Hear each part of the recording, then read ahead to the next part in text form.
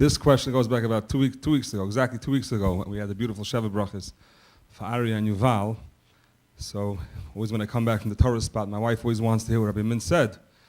So I was telling her over the question that was asked about how come a girl or a woman, before she's married, she doesn't have to cover her hair. She's not obligated to cover her hair. But once she gets married, that to cover her hair. So Rabbi Min's answered, because when a woman gets married, she becomes on a higher spiritual level. She's elevated spiritually, and therefore the Torah demands a higher level of modesty.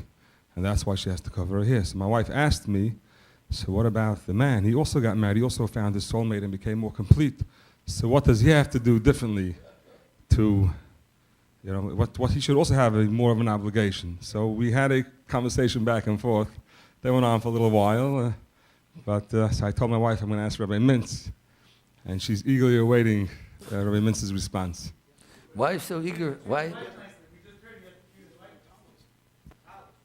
Yes, I told her we wear talis, we have to put it over her head. She said, that doesn't seem like a fair thing. She feels bad for the men. That's all they have to do is wear talis by davening and put it over the head. A woman has to cover her hair most of the day when she's out of the house, all the time she's out of the house. That's so much more to do. It's not fair to the men. They should only have such a small thing to do after they're married.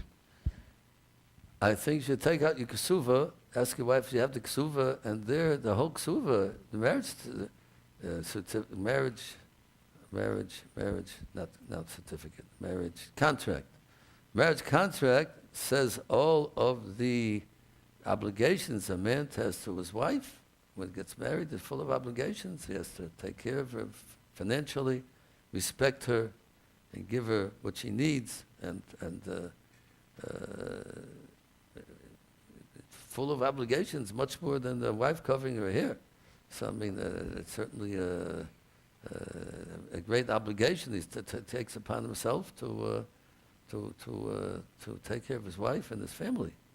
So I don't see exactly what the problem is. I mean, Gemara in Ksuba says that a woman also she has a lot of obligations to her husband after she gets married. Yeah, so how come that's not enough for her? Why does she also have to cover her hair? Well, because a woman is a sign of yoifi, of beauty, and therefore when it comes to a thing like that, that's what she stands for in a big way.